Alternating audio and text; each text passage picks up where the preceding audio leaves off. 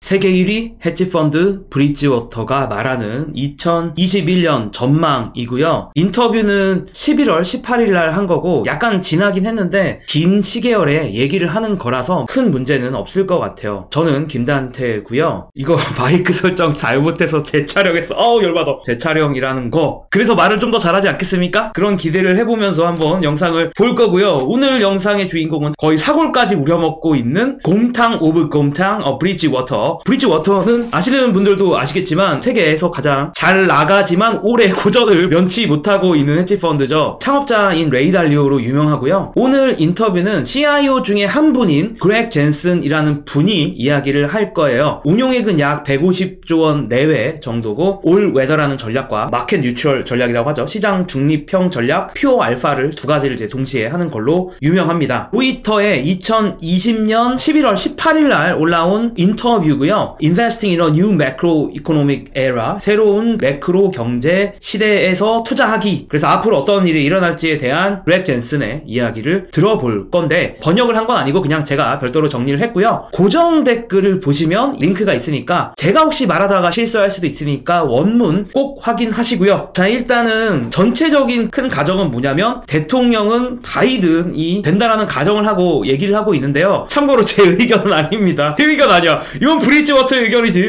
그 영상 내에서는 대통령은 바이든이라고 가정을 하고 있고 상원은 공화당이라는 어느 정도의 가정이 있어요. 그렇기 때문에 브리지워터에서는 이 정부가 분리가 됐다. 대통령과 상원이 따로따로 엇갈려 있으니까 민주당 대통령이 바이든이니까 민주당에서 원래 하려고 했던 아주 엄청난 폭의 증세는 좀 어려울 거라고 보고 있고요. 지난 통화 정책을 한번 정리를 했어요. 이게 뭐냐면은 미국의 기준금리라고 보시면 되는데 80년대 보시면 거의 20% 가까이 간 적도 있죠. 그때는 미국이 물가 인상이 너무 심해서 이렇게 물가 올라서 미국 망하는 거 아니냐 막 이런 얘기 나올 때 갑자기 키가 190 정도 되는 폴 볼커라는 아저씨가 나타나서 야 이제부터 우리는 인플레이션과 싸우도록 하겠습니다. 그래서 인플레이션 파이터라고 불리는 폴 볼커 형님께서 나타나가지고 야 금리를 20%로 올렸어요. 기준금리 20% 땅땅땅 하니까 미국이 거의 천지개벽을 했었죠. 전 세계적으로도 이제 오일 쇼크 같은 걸로 영향을 해가지고 격동의 80년대 시절이 있었는데 그 이후에 한 87년도인가 폴 볼커 미국의 이제 페드 의장께서 물러나시고 이제 새로운 페드 의장들이 계속 들어왔는데 그 다음부터는 이제 뭐 꿀 빨았지. 왜냐면은 금리를 올린다는 거는 욕을 먹을 수밖에 없는 행위란 말입니다. 금리를 올리면 기업들이 돈 빌리기가 힘들어지고 사람들이 뭔가 경제활동을 하는데 더 힘들어지니까 금리를 올리는 페드 의장은 조금 사람들이 싫어할 수밖에 없고 상대적으로 금리를 내려야 사람들이 좋아하는데 그 이후에 페드 의장들은 그래프를 보시면 아시겠지만 금리를 거의 내리기만 했죠. 볼커 이후에 진행됐던 이런 완화적인 추세가 지금도 어떻게 보면 좀 계속되고 있는 것 같다. 이제는 제로여서 더 내려갈 수가 없으니까 이제는 재정정책으로 이어지고 있다. 재정정책은 뭐냐면 정부가 돈을 쓰는 걸 말합니다. 중앙은행이 금리를 바꾸는 거는 전체의 모든 경제 주체에게 혜택이 돌아가는 거라면 정부가 돈 푸는 거는 조준을 해가지고 딱 거기에만 쏘겠죠. 재난지원금 같은 것도 재정정책 같은 거고. 그래서 미국 같은 경우도 케어스 액트라고 해서 코로나 바이러스를 좀 이겨내기 위해서 다양한 재정정책들을 사용을 했습니다. 우리가 어떤 경험을 1년 동안 했는지를 보면요. 돈을 더 풀긴 풀었는데 부정적인 효과가 그렇게 많지는 않았어요. 왜냐하면 인플레이션이 지금까지 나오진 않았거든요. 오히려 돈을 덜 푼 국가들이 힘들었습니다. 신흥국들 중에서는 자국의 화폐 가치에 좀 문제가 있을 수도 있다 보니까 돈을 시원하게 풀지 못했는데 그런 국가들은 오히려 좀 힘들었어요. 그러다 보니까 올 1년 동안 어떤 것들을 이 사회에서 느꼈냐면 정부가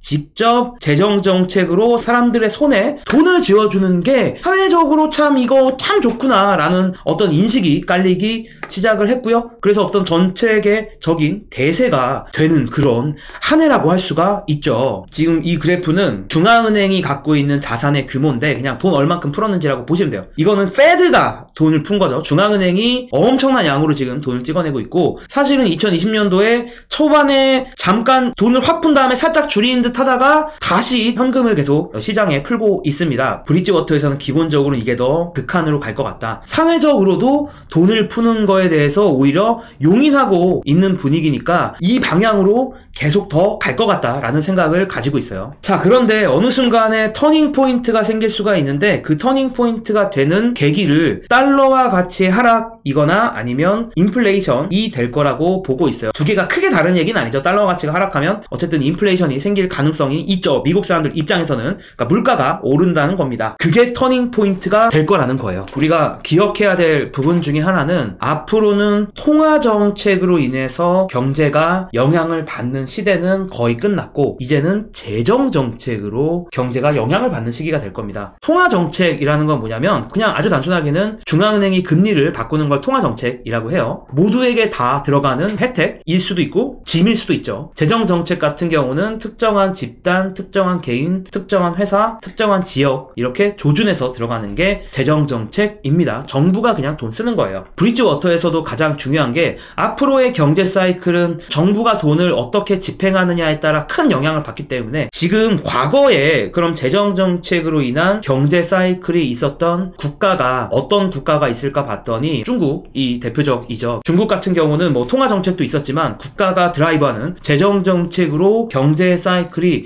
큰 영향을 받았고 브리지워터에서도 관심을 갖고 공부하고 있다고 합니다. 바이든이 대통령이 되면 신흥국들 간의 관계는 어떻게 될까라는 얘기들이 있는데 기본적으로는 브리지워터가 좋아진다라고 보는 것 같아요. 트럼프 대통령 때는 신흥국으로 자금이 그렇게 많이 가지는 못했었거든요. 오바마 때보다도 더 적게 갔었는데 이제는 그런 추세는 좀 바뀔 것 같고 다시 미국이나 다른 국가에서 신흥국으로 자금이 좀 가는 흐름이 될 것 같다. 신흥국 중에서도 중국은 좀 다르게 취급을 했어요. 왜냐하면 중국과 미국은 우리가 다 알지만 지금도 첨예한 갈등을 어느 정도 하고 있고 이 갈등이 대통령이 바뀐다고 해서 없어질 것 같지는 않다라는 겁니다. 이런 갈등은 클래식한 갈등이라고 표현을 했는데 클래식이 뭐 빰빰빰빰빰빰빰빰빰빰빰빰빰빰 요런 클래식이 아니고 다시 재미없나? 내가 드립 쳐놓고 지금 정신을 못 차리네.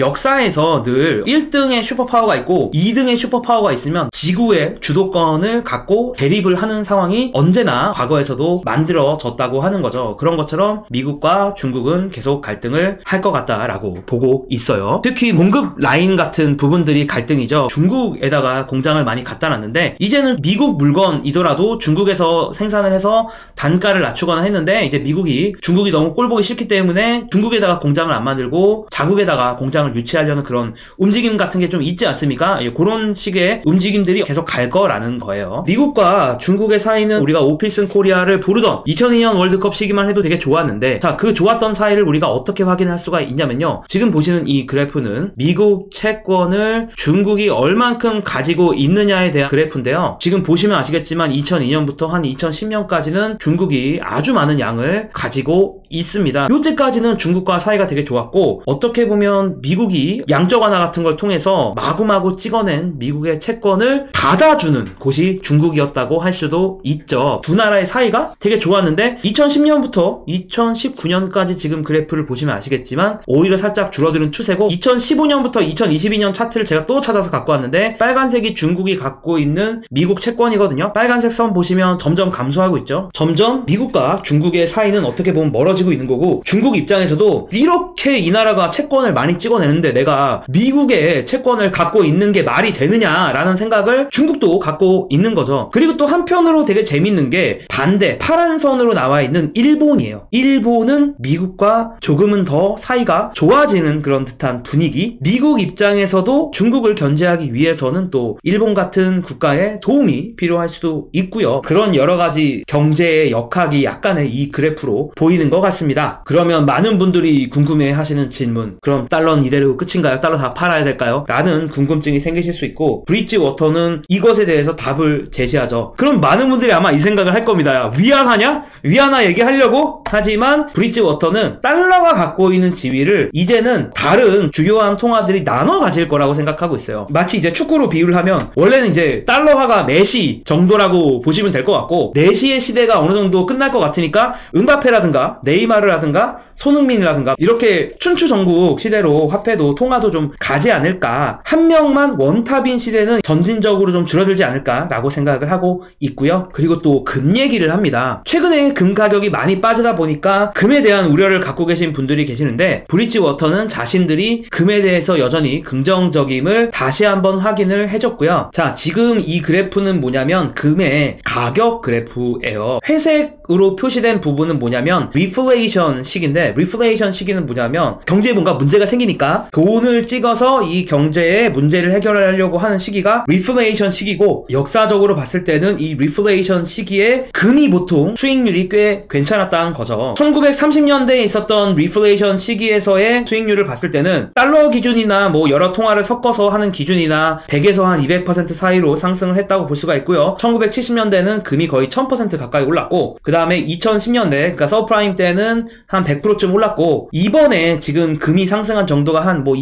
8%? 뭐 20%? 뭐 요 정도 사이인데 적어도 한 100%까지는 오르지 않겠느냐라고 브리지워터에서는 바라보고 있는 거고요. 그러나 이제 주의할 거는 도대체 리플레이션이 이제 시작인 건 알겠는데 언제를 끝난다고 봐야 되는 건가, 뭐 이런 생각이 듭니다. 예를 들면 1970년대 중반만 해도 금이 10년 동안에는 1000% 올랐지만 70년대 중반에 보면 금이 거의 반토막 났던 적도 있거든요, 고점 대비해서. 그러니까 이게 투자하는 입장에서는 리플레이션이 도대체 언제 시작되고 언제 끝나는 거야 라는 의문을 가질 수밖에 없어요. 누가 이렇게 정확하게 마킹해주는 건 아니거든요. 그래서 그런 부분들은 투자하는 입장에서 주의할 필요가 있는 것 같고요. 2018년이 좀 독특한 해였다는 얘기를 합니다. 어떻게 독특한 해였냐면 2015년쯤부터 해가지고 기준금리를 꿈틀 올렸었거든요. 근데 2018년에 주식시장에 발작이 일어나요. 우리나라도 그렇고 미국도 그렇고 주식이 좀 많이 빠졌었습니다. 그래서 저도 이때 올웨더를 제가 시작할 즈음이어서 좀 쫄긴 했어요, 솔직히 말씀드리면. 2018년도에 제롬 파월이 뭘 느꼈냐면, 이제는 우리가 인플레이션을 생각하면 안 되겠다, 금리를 인상한다라는 건 이제 물가를 좀 안정시키기 위한 건데 금리를 조금만 올렸더니 경제가 정신을 못 차리네, 이 경제에 체력이 진짜 지금 큰 문제가 있구나, 금리를 함부로 인상할 수가 없겠구나 라는 생각을 하게 된 거고요. 페드가 그 이후로 완전히 생각을 바꾼 것 같아요. 그러니까 2018년도 이전까지는 전 연중 의장이었고 인플레이션 파이터로 유명한 폴 볼커의 어떤 생각을 이어받아서 중앙은행은 인플레이션이 계속 신경을 써야 된다, 물가가 너무 오르지 않도록 해야 된다라는 생각을 갖고 있었는데, 그런 생각을 접게 된 게 2018년이 아닐까라고 브리지워터에서는 보고 있습니다. 최근에 또 뭐 평균 물가 목표제라는 이야기도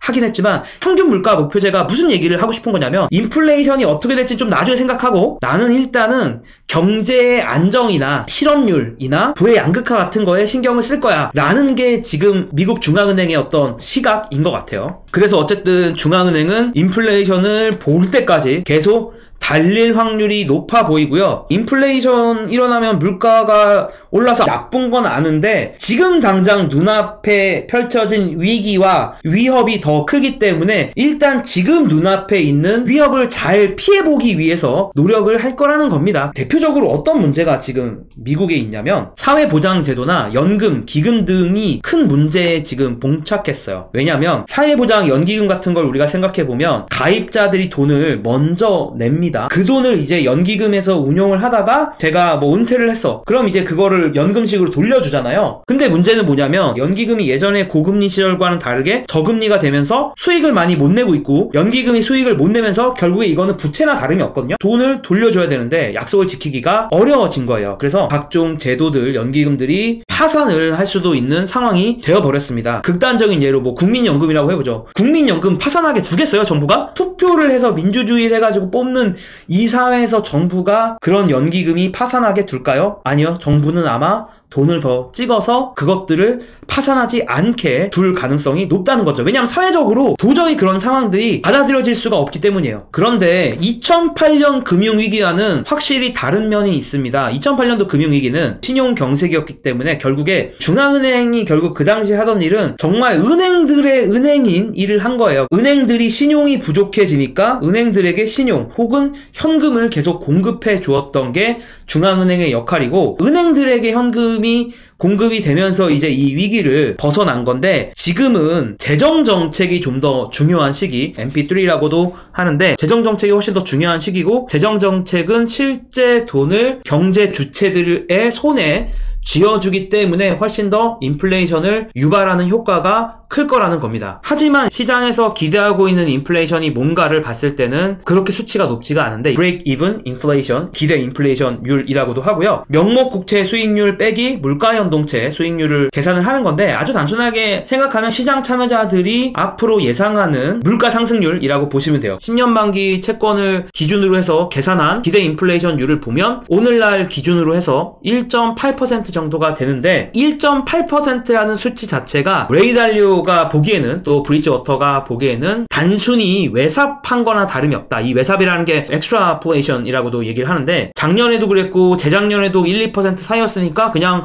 올해도 1-2% 사이일 거라고 시장 참여자들이 너무 단순하게 생각하는 것 같다라는 게 이제 브리지워터의 생각. 하지만 페드나 정부가 큰 결정을 내려야 되는 순간이 있을 겁니다. 그 순간은 바로 인플레이션이 3%에서 4% 정도 나오는 순간이 큰 고민이 올 거고요. 그럴 때는 여러 토끼들 중에 어떤 토끼를 내가 잡아야 될지, 2마리 토끼도 아니야, 3마리 토끼 중에서 뭘 잡을지를 정해야 되는 순간이 올 겁니다. 그게 물가 안정일 수도 있고, 그게 실업자 수를 낮추는 거일 수도 있고, 부의 재분배일 수도 있죠. 이 MP3의 이제 향후 시나리오, 그러니까 2021년부터 앞으로 어떤 일들이 일어날지를 좀 다양하게 브리지워터가 예상을 하고 있는데, 지난번에 제가 다룰 때는 시나리오를 3개만 얘기를 했는데 이번에는 시나리오를 하나 더 얘기를 하더라고요. 시나리오 4개를 한번 훑어보면 재정정책을 계속했을 때 단기적인 미래에서 어떤 시나리오를 그릴 수 있는가를 생각을 해봤더니, 첫 번째 시나리오가 가장 아름다운 시나리오, 돈을 찍었더니 결국에는 그냥 성장으로 이어진 겁니다. 결국 기업들이 잘 성장을 하면서 이 위기를 잘 극복하는 시나리오고요. 그게 가장 해피하지만 브리지워터는 좀 확률이 낮게 보고 있습니다. 시나리오 2는 정부가 돈을 찍었는데, 돈을 찍어서 경제 주체한테 돈을 줬더니 이것들이 성장으로 이어지는 게 아니고 이 돈들이 그냥 다 자산시장으로 들어오는 거예요. 너도 나도 투자를 하겠다고 들어오는 상황이 있어요. 그 상황으로 가면은 결국에는 이게 자산시장이 버블로 이어질 가능성이 높다. 이 버블이 계속 쌓여가면서 결국에는 폭발하고, 그런 암울한 시나리오를 이제 또 하나 보고 있었고요. 그 다음에 이제 시나리오 3는 분열된 정부가 미국은 되다 보니까 정치적인 이유로 정부가 돈을 미적미적거리면서 풀다가 제대로 못 푸는 그런 상황.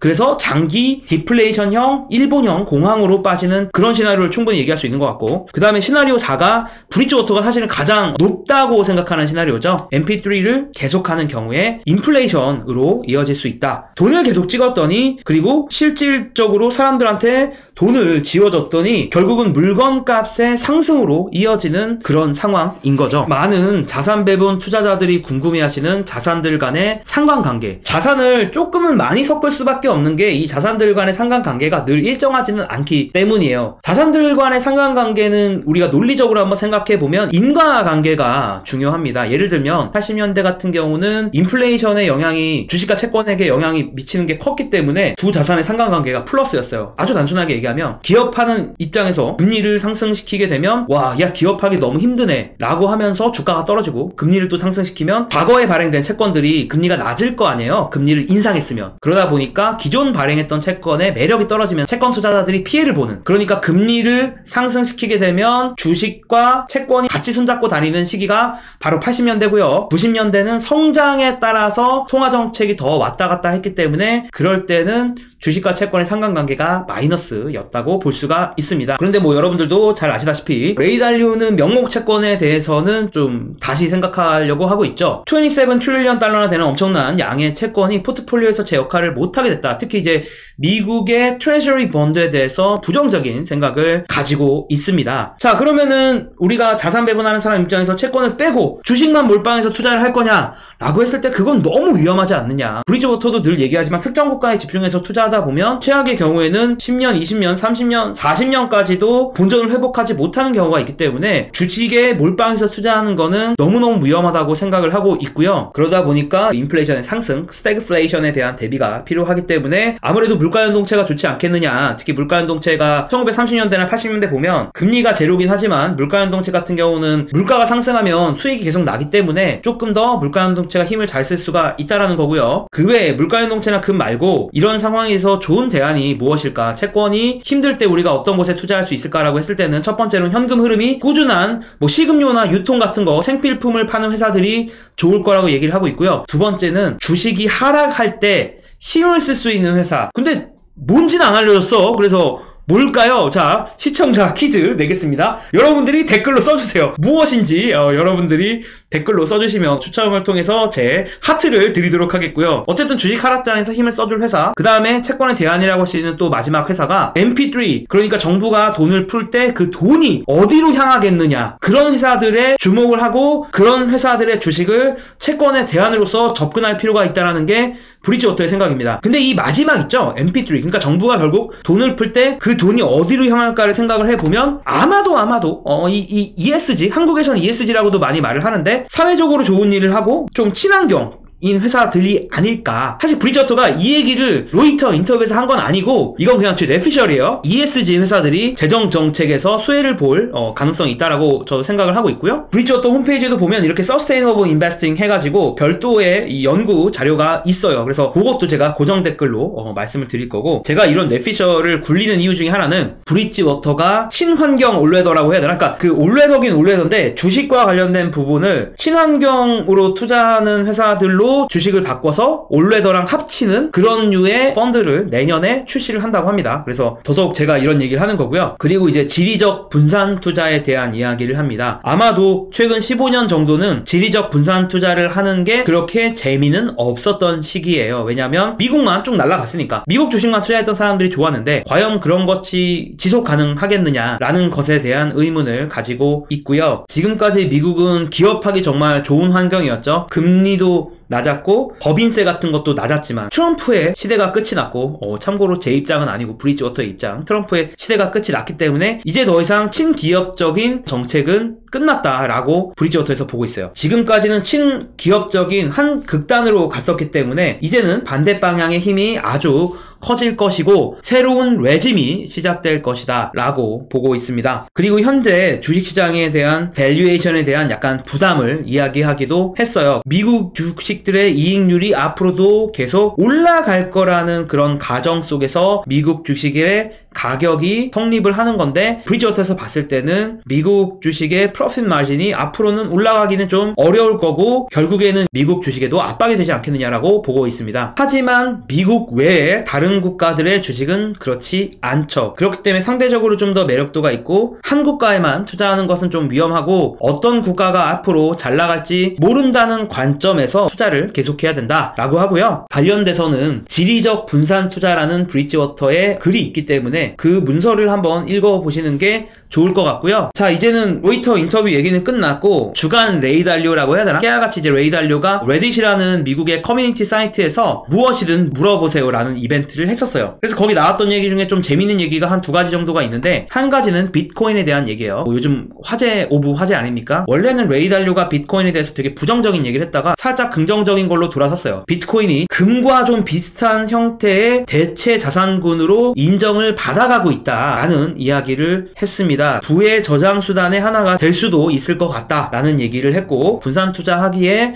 좋은 자산군 중에 하나가 될 수도 있을 것 같다라고 얘기를 했고요. 다만 본인의 입장은 분명히 했어요. 자기는 비트코인보다는 금을 더 좋아한다. 왜 금을 더 좋아하냐면 중앙은행이 어쨌든 계속 금을 가지고 있으려고 하고 또 가치를 교환할 때 금이 사용이 되고 있기 때문이다라는 얘기를 했는데, 레이달료가 얼마 전에 트위터에서 비트코인에 대한 부정적인 얘기를 했다가 엄청나게 많이 까인 걸 보고 악플 때문에 레이달료가 생각을 바꾼 거냐라고 생각을 하실 수도 있는데, 만약에 제가 레이달료면 굳이 그럴 것 같진 않아요. 어차피 이 사람 돈도 많고 자기 하고 싶은 얘기 뭐 얼마든지 할 수 있는데 자산이 20조쯤 되는 사람이 뭐 눈치 볼 게 뭐가 있겠어요. 비트코인에 대해서 뭐 굳이 긍정적으로 얘기하거나 뭐 부정적으로 얘기하거나 레이달료 입장에서 뭐 크게 달라질 게 없기 때문에 제 생각에는 진정성 있는 이야기인 것 같다라고 생각을 했고요. 자, 레이달료가 미국에 대한 이야기를 좀 했어요. 미국에 대한 우려가 있는데 2022년이나 2024년 사이에 좀 큰 갈등이 있을 것 같다라는 걱정을 하고 있어요. 일단은 국내의 갈등, 그러니까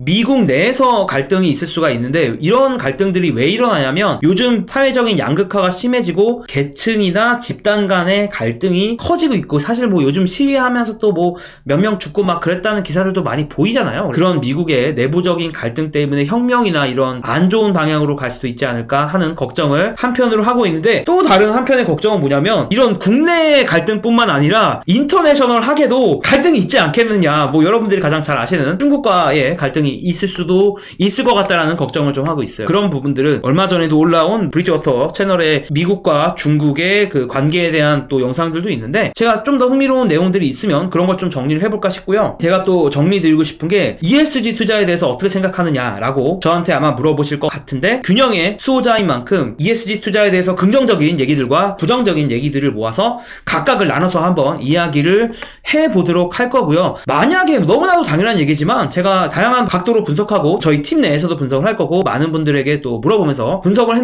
했는데 너무 좋다. 그러면 뭐 충분히 도입해 볼 수 있죠. 오픈 마인드니까 그런 생각을 갖고 있다라는 점을 말씀을 드리고 싶고요. 제 영상은 일단 여기까지 할 거고요. 제가 혹시 말하면서 틀린 내용이나 참고할 만한 내용이 있으면 고정 댓글을 통해서 소통하도록 하겠습니다. 구독과 좋아요, 알림 설정 부탁드리겠습니다. 감사합니다. 다음번에 또 만나요. 바이바이.